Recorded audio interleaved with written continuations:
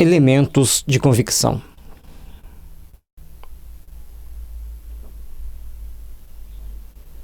Visitante, convém, ilustre amigo, que do ponto de vista filosófico a doutrina espírita é perfeitamente racional, mas fica sempre de pé a questão das manifestações, que não pode ser resolvida senão por fatos. Ora, é a realidade desses que muita gente contesta, e não deveis achar extraordinário o desejo que vos manifestam de testemunhá-lo? Allan Kardec. Acho muito natural.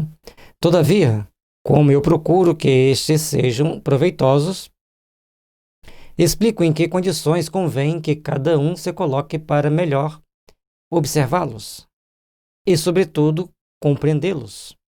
Ora, quem não aceita essas condições mostra não ter sério desejo de esclarecer-se.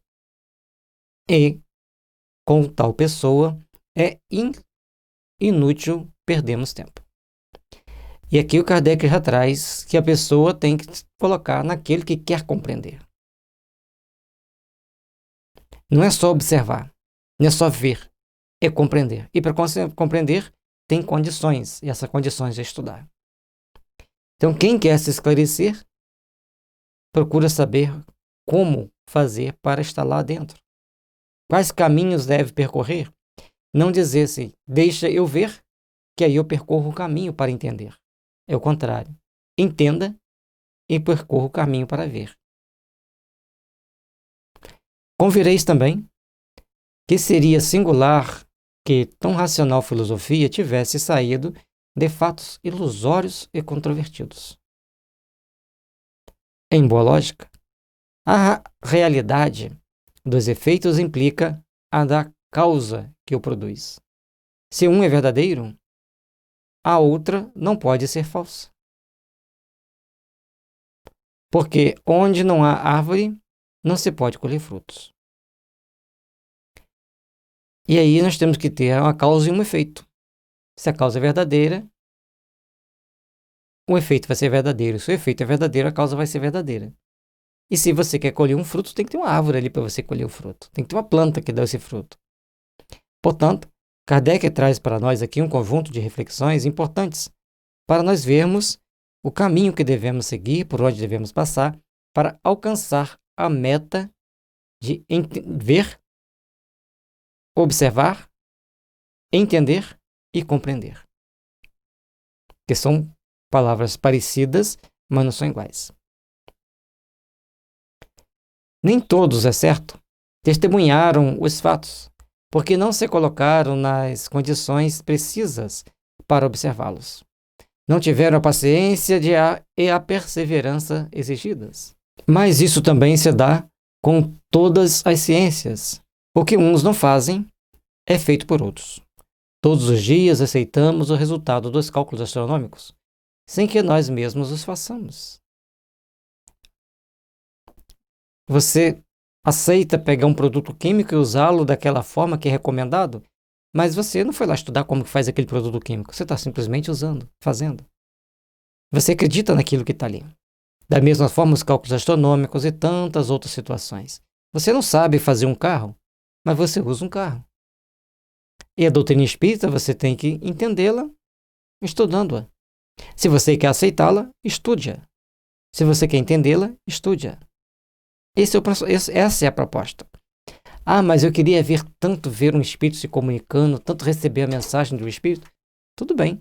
Primeiro começa estudando. Porque de repente você chega lá, você acha que aquele espírito que você quer receber a mensagem vai te passar aquela mensagem de paz, de conhecimentos transcendentes, de informações importantes, e ele chega lá chorando, desesperado, porque está passando por grande sofrimento no plano espiritual.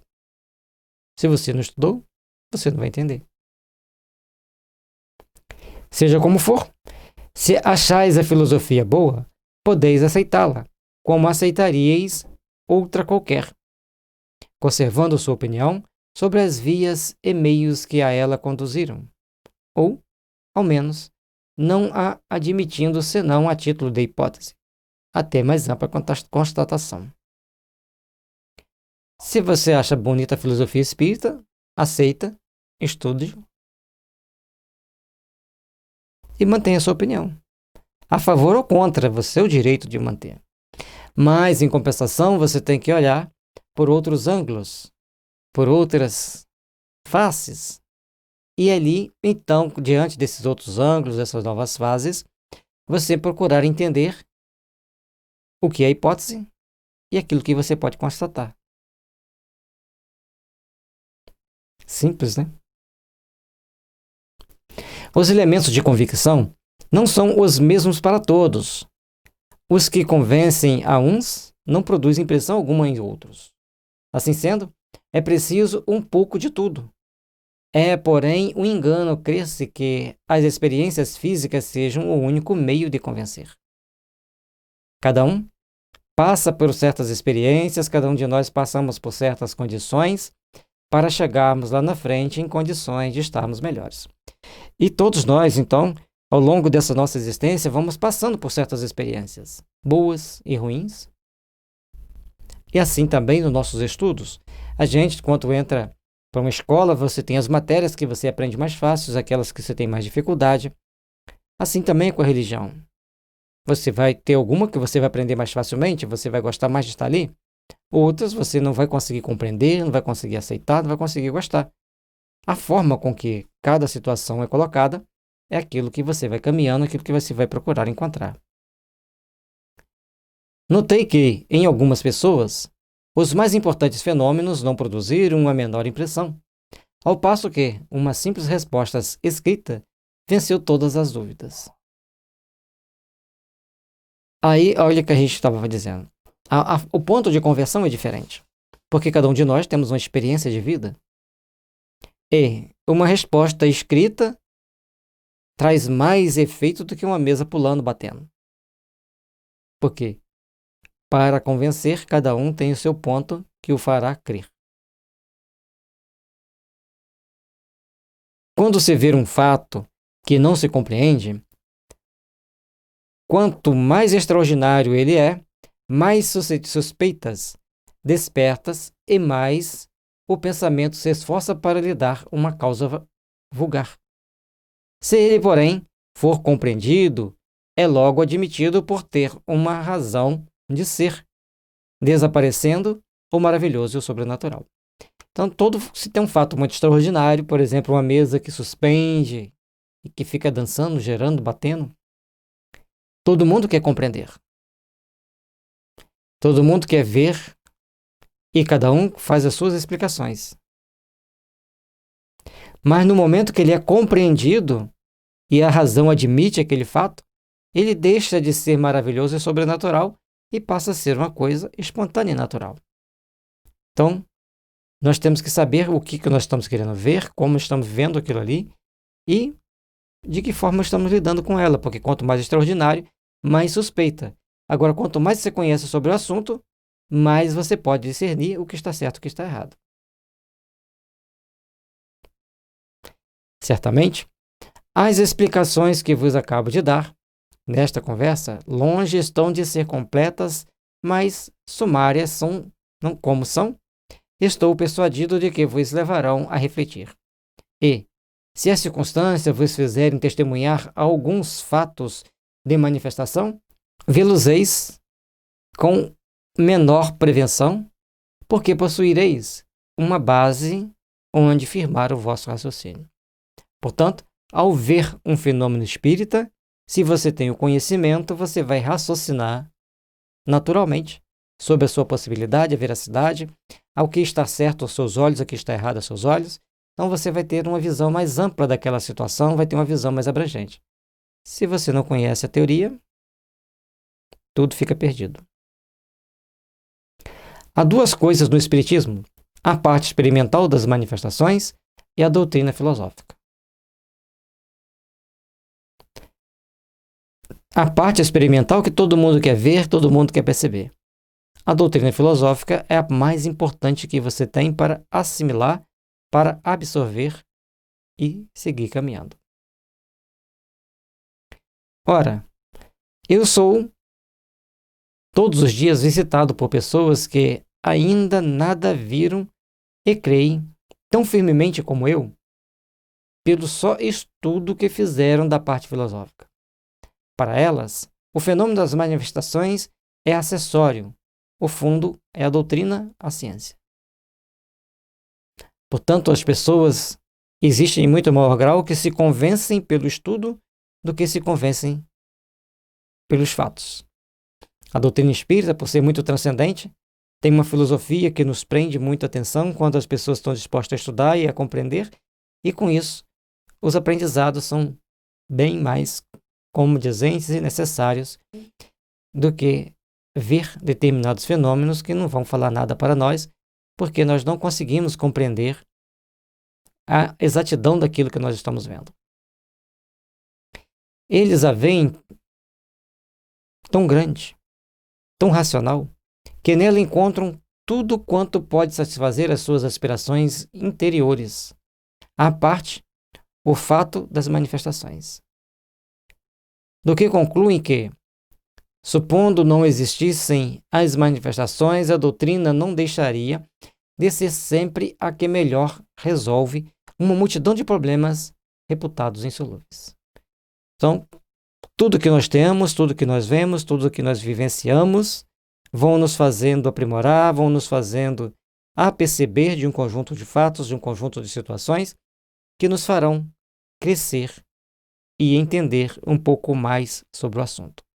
Procuremos, pois, trabalhar o entendimento, trabalhar a compreensão, para procurarmos ver algo mais à frente, algo mais além do que simplesmente as coisas físicas que nós estamos vendo aqui, ou simplesmente tentando raciocinar com as coisas transcendentes que marcam a nossa vida.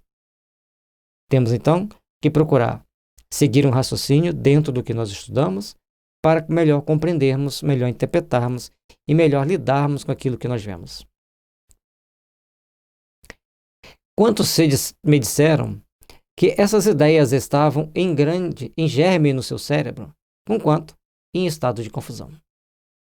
Ao lerem e ao estudarem, paravam assim, nossa, mas parece que eu já conheço tudo isso. Parece que eu já vi tudo isso. Nada disso é novidade. Como que eu não tinha pensado nisso aqui antes, desse jeito? Porque foi preparado em alguma época no plano espiritual, antes de reencarnar, ou em desdobramento. Porque a maioria dos espíritas passam pelo processo de conversão, não pela ação direta de uma pessoa sobre a outra, mas a partir da intuição que eles trazem dos sonhos, das vivências do mundo espiritual, dos ensinos, dos cursos que eles fizeram, trazem para cá a compreensão da doutrina. Acreditais que esse número seria o que é hoje se nunca tivéssemos passado das mesas giratórias e falantes? Assim entendendo, as mesas giratórias e falantes serviu para despertar a curiosidade de alguns, mas a filosofia surgida a partir dos estudos da observação daqueles fatos atraiu muito mais pessoas do que os fatos propriamente dito. Visitante. O senhor tinha razão de dizer que das mesas giratórias e falantes saiu uma doutrina filosófica. E hoje estava eu de suspeitar as consequências que surgiram de um fato encarado como simples objeto de curiosidade. Agora vejo quanto é vasto o campo aberto pelo vosso sistema. Depois de tudo que Kardec falou para ele, agora que ele começa a perceber que o campo de estudo, de observação da doutrina espírita é muito vasto, é gigantesco. Allan Kardec, nisto vos contesto, caro senhor. Dais-me subida honra atribuindo-me esse sistema quando ele não me pertence. Ele foi totalmente deduzido do ensino dos espíritos. Eu vi, observei, coordenei e procuro fazer compreender aos outros aquilo que compreendo. Esta é a parte que me cabe. Então Kardec observa, estuda sobre o assunto, vai pesquisando, vai fazendo todas as investigações e ele então traz a catalogação da doutrina espírita, passando por várias fases de experiências, de observações, para chegar à conclusão de uma forma bem didática, bem palpável para os nossos sentidos. Há entre o Espiritismo e outros sistemas filosóficos esta diferença capital, que antes são todos obra de homens, mais ou menos esclarecidos. Ao passo que, naquele que me atribuís, eu não tenho o mérito da invenção, nem um só princípio. Nada aqui pertence a Kardec.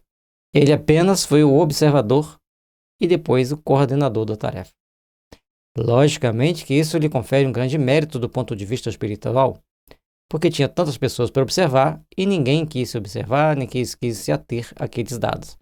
E ele olhou, entendeu o que estava acontecendo, explicou, esclareceu, trazendo para nós um novo norte, uma nova compreensão, uma nova fase de aprendizado e de percepções do que estava acontecendo, do que é a doutrina espírita e do que se passava por trás daqueles fenômenos. Diz ser a filosofia de Platão, de Descartes, de Leibniz, nunca se poderá dizer a doutrina de Allan Kardec. E isto, felizmente, pois que valor pode ter um nome em assunto de tamanha gravidade? O Espiritismo tem auxiliares de maior preponderância, ao lado dos quais somos simples átomos. Portanto, os médiuns que trabalharam assiduamente, outros que estavam ali doando fluidos, vibracionalmente ajudando no trabalho que tinha que fazer, tinha um conjunto de dados e fatores que era para ser observado. E dentro desse conjunto de dados e fatores, Kardec, conforme ele coloca, ele era o grão de areia, mas era aquele que dava o principal aporte, o principal suporte para que tudo viesse a acontecer de uma forma mais natural possível. Kardec foi fundamental e tinha muito conhecimento, foi muito bem preparado para aquele momento em outras encarnações e também naquela encarnação como Hipólito Leão Denis Arrivaio. Ele estudou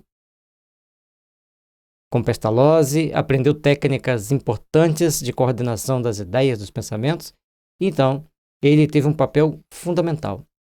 Mas, com a sua humildade, ele simplesmente diz que ele é apenas alguém que fez aquilo ali, que tomou aquelas atitudes, sem grandes destaques, como ele coloca, frente a alguns outros que eram muito maiores do que ele.